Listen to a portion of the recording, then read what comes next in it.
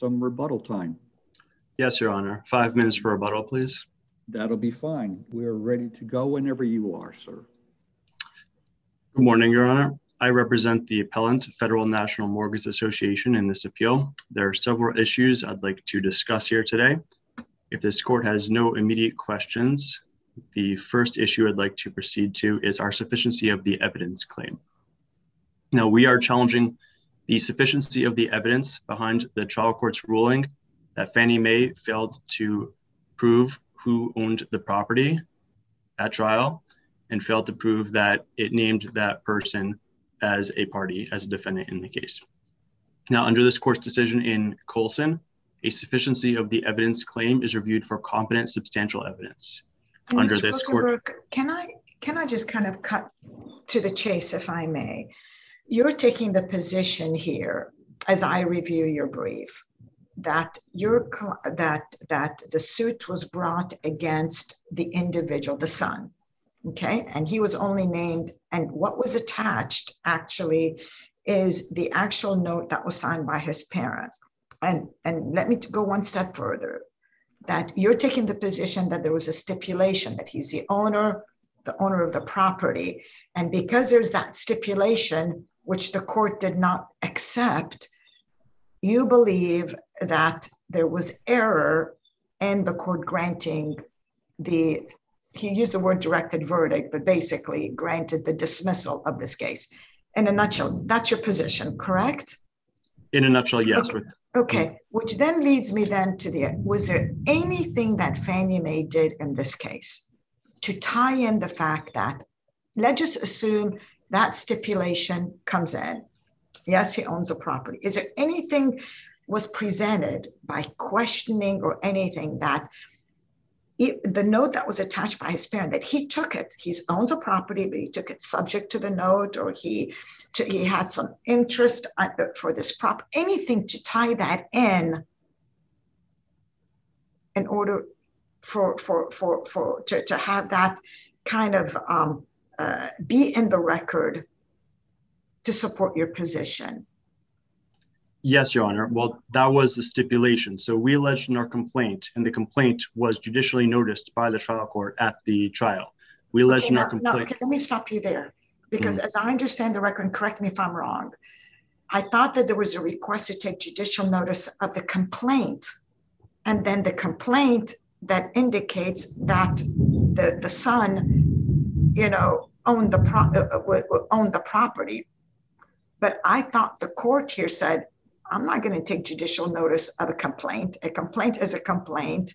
And so the question for me, has there been any request of the trial court or to push him further to accept the stipulation that the son was in fact the owner of the property, and he took ownership of the property subject to the note, subject to any that he has interest, something that will give the bank the opportunity to go after him, anything to link that bridge? Yes, Your Honor. Well, the trial court did take judicial notice of the complaint, and it said it wasn't going to take judicial notice, and this is on page 337 of the supplemental record. It said it was going to take judicial notice of the complaint, but it wasn't taking judicial notice of the fact that Dougherty owned the property. It was going to require additional evidence of it. So we have the complaint in evidence, and obviously Fannie Mae, a trial was decided on the pleadings before it. So the pleadings before it were Fannie Mae's complaint, which was judicially noticed, but in any event, that was Fannie Mae's complaint, right? We said that Dougherty— In one of your other pleas, maybe as a response to reply to the answer, I mean, you denied certain defenses related to what I guess were the deceased parents. So I don't know how you can have a stipulation when your pleading is contrary to that. If Your Honor is referring to the reply to affirmative defenses, we denied their affirmative defenses, correct, but we never denied that Dougherty owned the property. We always stood by our complaint and the allegation that Dougherty owned the property. We never amended our complaint, and he never raised as an affirmative defense this indispensable party argument.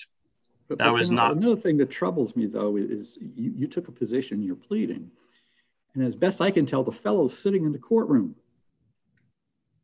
and you don't call them. And I get the impression that what the judge was concerned was that you're just relying on your pleadings, and this is an evidentiary hearing. Call the fellow and get that link that you need. Well, Your Honor, so a couple of things here, right? This is undisputed, uncontested, that Dougherty is the owner of the property, right? So we're presenting our prima facie case, and this is important. This is not defendant's case, this is our case. So we only have to satisfy the elements to prove our foreclosure claim. An indispensable party, that a person is an indispensable party, that is an affirmative defense. This is uncontested. We say that in our initial brief. They say it in their answer brief. We repeat it in the reply brief. This is an affirmative defense. So we're not obligated to present evidence on this. We're not obligated to disprove an affirmative defense in our prima facie case. We just have to. But don't you have, Mr. Rizzo, an obligation to show that he does have some interest in the property? And when you mentioned about, if you look at the pleadings, it's kind of interesting. His answer in the affirmative defenses, he basically said, yeah, I'm an owner of some property. He didn't admit in a way that he owned this particular property. I think it was kind of coy, on property in the county, which then circles back, I guess, to what Judge LaRose is saying, what I was saying earlier. Is there anything to link, anything to show? Because a pleading is a pleading, but as Judge LaRose said, you're now in trial. You're there to prove these, the allegations and the complaint. And you have a judge who's rejecting a stipulation that he's the owner.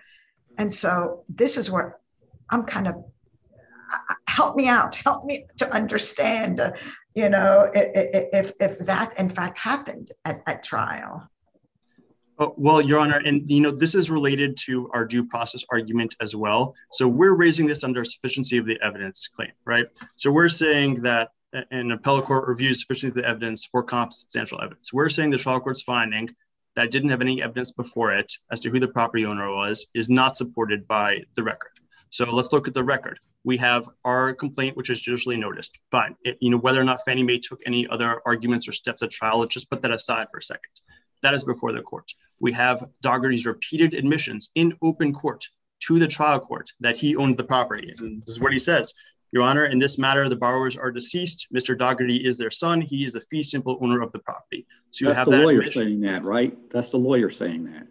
Correct, Your Honor. And under Dicus from the 5th DCA, Hullub from the 5th DCA, Vogel, Curry from the 4th, quote, a party is bound by factual concessions made by that party's attorney before a judge in a legal proceeding. This is an admission. In an evidentiary hearing where proof of your claims must be made, those cases stand for that proposition?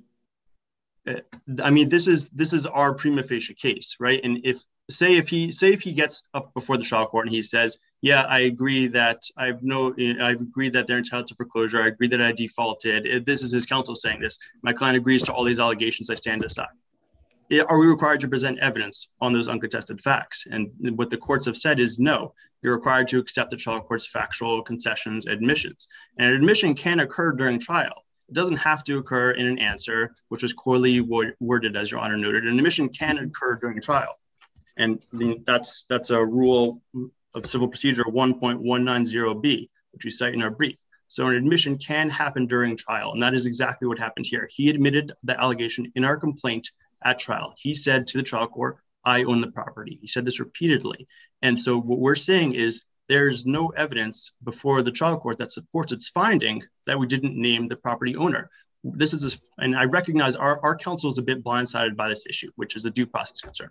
So I phrased my arguments carefully on appeal. And our first argument is sufficiency of the evidence claim, because we can raise that for the first time on appeal.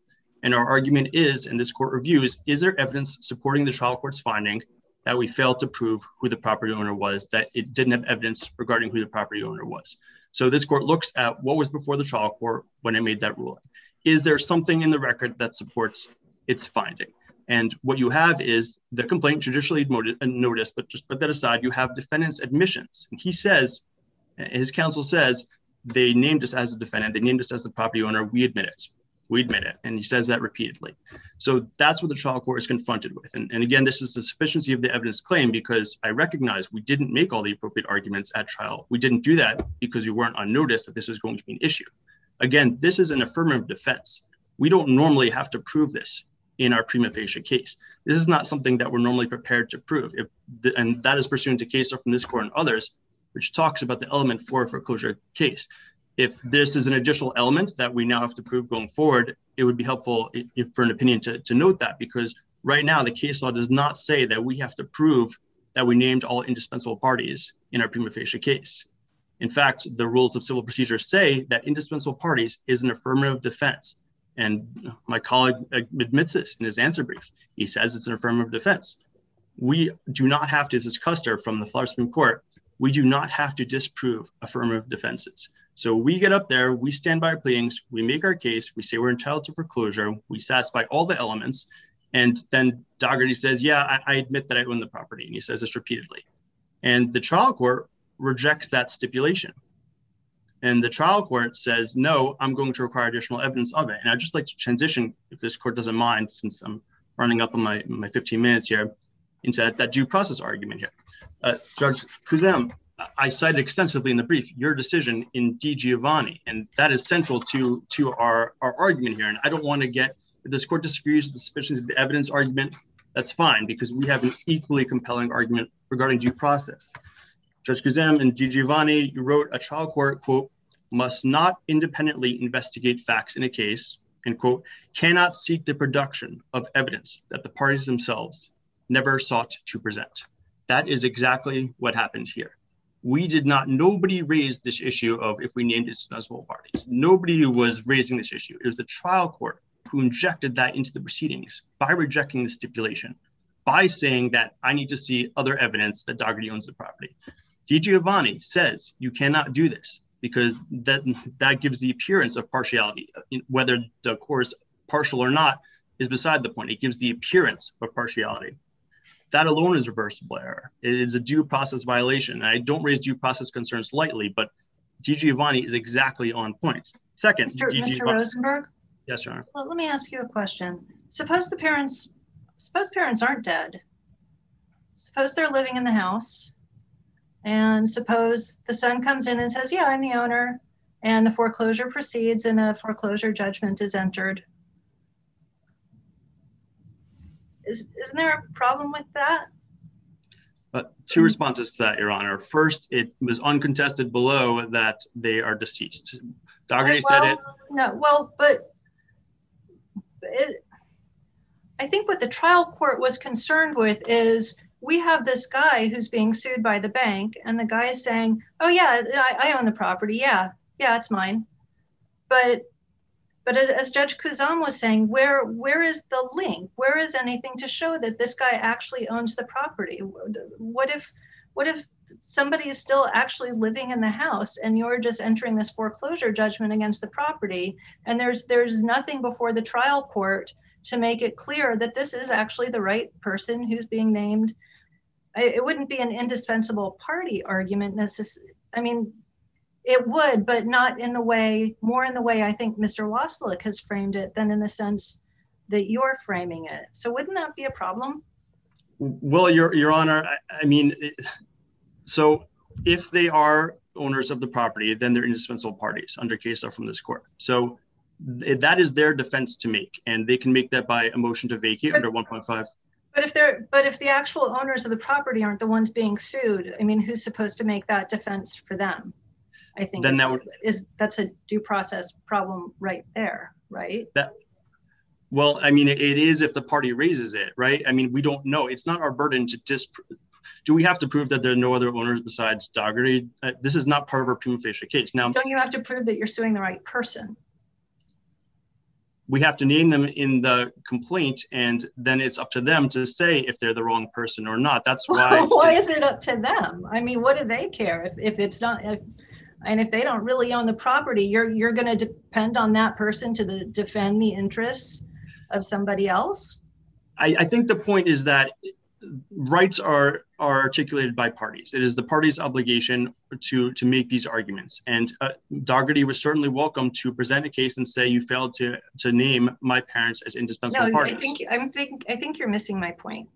I think my point is sort of, if let's say, I don't know who, let's say Bank of America files a foreclosure action on my house, but named Judge Kuzam as the defendant.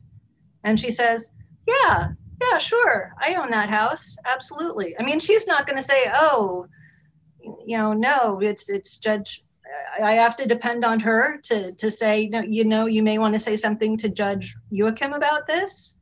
I mean, maybe I have no idea this is going on. Wasn't the court concerned that there was nothing to show that the person that you sued was actually the right party to the action, the right defendant to be sued? I do understand Your Honor's point. And my response is that you look at the case law, Liberty Home Equity versus Ralston, we cite that in our initial brief, page 22 to 23, it lays out what you have to do to establish a prima facie case for foreclosure. And it has 4 elements: an agreement between the parties, a default by the defendant, acceleration of the debt to maturity, amounts to. Those are the 4 elements. That is what we relied on. That is the case law. I am not aware, and my colleague did not cite any case law that requires us to prove that we named the right party and that, maybe this Michael Smith is... The problem here, Mr. Owen, is the pleading itself attaches a note that does not name the actual person that you sued. And I think that's the key. So everything that you're saying about what the requirements are, the cases, you're spot on. But in this case, if you look at what's been provided to the court, the actual complaint, you have a named defendant. And what's attached is a note of other people. And that's where the issue, I think, becomes problematic in this case. Mr. Rosenberg, yes. Excuse me for interrupting you, but you're well into your rebuttal time. I know we've been peppering you, so you're at about 3.5 minutes, but do as you wish with your time. Yes, Your Honor. I just want to quickly respond to that before you move on to my colleague. So my point here is that it is up to the parties to make these arguments. That is what this court said in Di Giovanni. And if this court wants to clarify Di Giovanni, but that's what I'm relying on. A trial court cannot independently investigate facts in a case and cannot seek the production of evidence that the parties themselves never sought to present. That is exactly what happened here. Parties can make whatever arguments they want. If someone finds out their house is being foreclosed on, and they weren't named, they can file a motion to vacate. It happens, unfortunately, sometimes. There are remedies available to the parties, but the court should not be put in a role where it is sua sponte raising things that nobody ever raised before at trial for the first time, when we're obviously unprepared to deal with this sua sponte issue. Nobody raised this before. A case is decided on the pleadings, not by sua sponte questioning by the trial court at trial for the first time. I'll reserve the rest for rebuttal. Thank you. Thank you, Mr. Rosenberg. I'll give you 3 minutes on rebuttal, okay? Thank you, Your Honor. Mr. Wasilek, we're ready when you are. Thank you, Your Honor. Good morning, and may it please the court. My name is Michael Wasilek. I'm here on behalf of the appellee, Michael Doherty. And I imagine that you'll have some questions for me as well, especially since, I was trial counsel, as you can tell from the record. But I'd like to start with the due process issue first, since that is kind of the one that's that counsel spent some time on. And I find it remarkable that the plaintiff below and the appellant here has indicated that there's a due process violation being blindsided by a defense that is expressly mentioned in the rule to be reserved at trial. 1.140H2 expressly says there's a handful of defenses, one of which is failure to join an indispensable party, that may be made at trial despite prior pleading presence. It's not waived by failure to raise an motion, not waived by not being included in the pleading. And so it is incumbent on every plaintiff to be aware of and be prepared to meet those arguments. If I had moved, for example, to dismiss the complaint for failure to state a cause of action at trial, the case law is abundantly clear that I can do so at any point in trial on that. And regardless of whether it's been raised before, and it's plaintiff's burden to be prepared to meet that. The same with the notion of an indispensable party being omitted. Because the rule expressly reserves that for trial without waiving it, if it's not raised prior, it is something that can be raised. And I believe the reason for that is because we have to see what the evidence shows at trial. And that is the other key point of what happened here, is that counsel talks about sufficiency of the evidence and couches this as an affirmative defense. And I agree that it's an affirmative defense. But the question that is before this court is, first of all, did the trial court apply the correct rule? And secondly, did it have sufficient factual basis, evidentiary basis, to rule the way it did? And the rule, I believe, is clear that on a motion for failure to join, on a motion to dismiss for failure to join an indispensable party, if the evidence shows that an indispensable party has been omitted, the trial court should grant that. And in a foreclosure action, if there is evidence that the owner, any owner of the property has been omitted, the trial court should grant that motion. And here, the undisputed evidence, the testimony of Mr. Neal, was that the owners of the property were the borrowers. And the court can certainly read the transcript and infer whether or not anyone was surprised by that. But ultimately, once that evidence comes out, and it's, by the way, no redirect, no calling of Mr. Doherty to ask him whether or not his parents were still alive or had an interest. And we can speculate what his testimony might be. I certainly have some speculation what he might have said, but they just didn't do that. And so what we're faced with is now that Fannie Mae is trying to use the appellate procedure in order as a vehicle to correct the tactical errors of its counsel.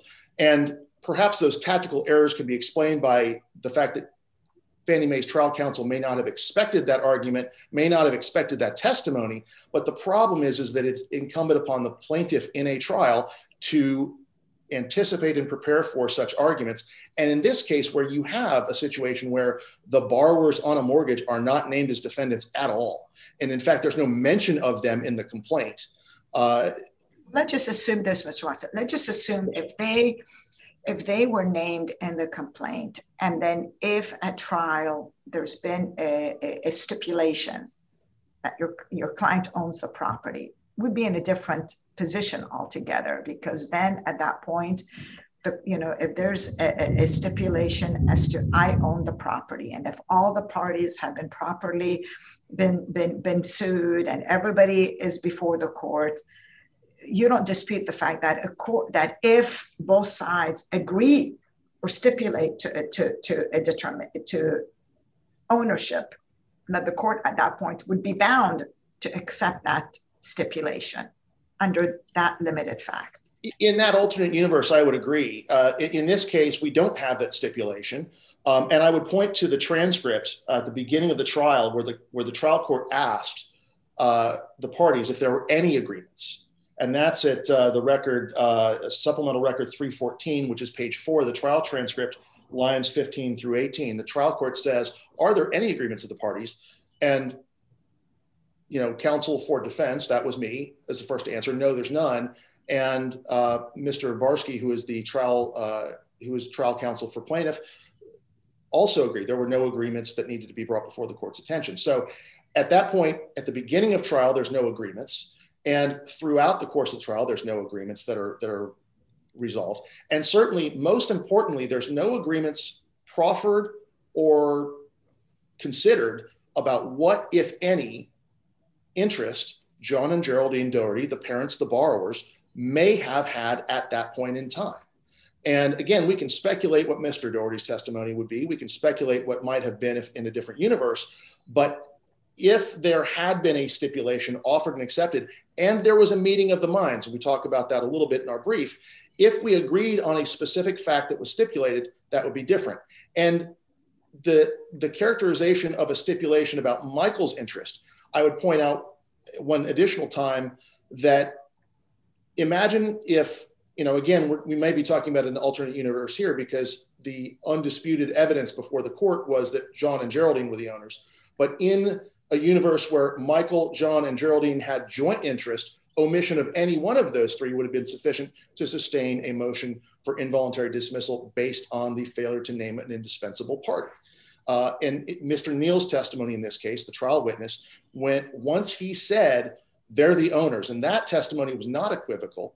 And the subsequent testimony about whether or not they had passed away was equivocal. But the important thing is the trial court is permitted to accept that testimony in the absence of any stipulation or in the absence of any meeting of minds in the pleadings. Because, as Judge Kazan pointed out, we were very careful to admit those facts we wanted to admit that we knew were true, and we were careful not to admit facts that we didn't have actual knowledge of. And so, and also importantly, the reply by Fannie Mae there's a lot of confusion, I think, among lots of lawyers about what a reply does. A reply, or the absence of a reply, is a de facto denial of every fact in the affirmative defenses. And so we do have that denial in the pleadings. We don't have a meeting of minds in the pleadings. Had they said anything in the pleadings, John and Geraldine are now deceased, we would have been required to assert an answer, a response to that fact. They did not, and we did not. And that in that alternative universe, we might have a different set of facts. But here what we have is the pleadings don't address the issue squarely, or to the extent that they do, there's a dispute. We get to trial. There's no stipulation as to whether John and Geraldine have any interest in the property. There's no meeting of the minds on that fact. And so it goes then to the evidence. And the evidence is the uncontradicted testimony of Calvin Neal is that John and Geraldine own the property. And I'm sure the trial judge was curious why there was no attempt to redirect or call Mr. Doherty as a witness to explain what the fact pattern might have been, or why he was asserting that ownership, and why, through his trial counsel, he was making an unsworn assertion of counsel. But certainly, we at that point, the trial judge is faced with, what is the testimony? What evidence do I have? And based on that evidence, should I dismiss the case? So the idea that there's a sufficiency of evidence problem here is a red herring, because the sufficiency of evidence, because we agree it's an affirmative defense, it is incumbent upon us in the trial court to determine, does the evidence support a dismissal of that defense? In this case, it did. I didn't need to do anything. I didn't need to call any additional evidence. I cross-examined their witness. Their witness made a statement that supported that motion. And so, defense could have rested, and still it would have been proper for dismissal on that fact. So unless there's any specific questions, we would ask that the decision of the trial court be affirmed. I suspect this may be ripe for an affirmance without opinion, but certainly if the court is interested in writing on that, I think it would be appropriate. I want to just briefly touch on the Di Giovanni case, because as the court is familiar, I have some knowledge of that case as well. And the issue here is that the trial court didn't do independent investigation and didn't rule on an issue that the parties didn't seek to present. The cross-examination was the defense presenting that part of the case, presenting the evidence to support the motion. And the motion itself was the motion. The trial court did not do any independent investigation. The Di Giovanni case involves conduct that is much different from what we have here. This is the trial court indicating, I have a question about what the parties are going to prove. And that statement doesn't come close to crossing the line that Di Giovanni did, where the trial judge left the courtroom, did independent research by pulling up the internet and obtaining documents on a computer, and then making a factual finding based on those documents. That is a completely different situation than what we have here. And so the Di Giovanni case is completely irrelevant. Assertions are not admissions. And so, in this case, we have a record where the trial court is entitled to believe the witness testimony of Mr. Neal, and is entitled to rule the way it did based on that testimony. So if there are no questions, I'm going to go ahead and simply ask for this court to affirm the trial court's decision below. Okay, thank you, Mr. Wasilek. Thank you, Your Honors. Mr. Rosenberg, 3 minutes, or 3.5 minutes, I guess. Thank you, Your Honor. So I want to just bring a couple of short, simple points to this court's attention. First, it's undisputed, and my colleague says repeatedly in his brief and now just at oral argument, that the argument he made below is an affirmative defense. He says that just now, he said it below. So I just want to keep that in mind. It is undisputed that the argument upon which the trial court granted dismissal or judgment is an affirmative defense, and that happened during our prima facie case. So just Judge Rothstein-Joachim, with respect to your question, these are a couple of questions I would just pose to the court. Is proving who owns the property and that we named all of the property owners, which it's undisputed that is an affirmative defense, is that part of our prima facie case? I cited case law saying it is not. And there are 4 elements. That is not one of the elements. If there are new elements that are to be added to a foreclosure cause of action, it would be helpful to have case law explaining that, because right now the case law from all of the DCAs is consistent. That is not one of the elements.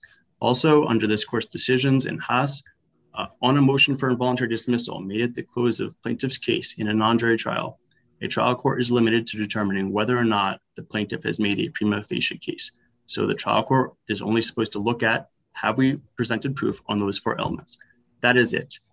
My colleague makes much of the fact that we didn't present evidence on who owned the property. We didn't because it's not part of a prima facie case. Plaintiffs are not currently proceeding to trial prepared to prove the nuances of title and ownership of every single defendant because that's not part of our prima facie case.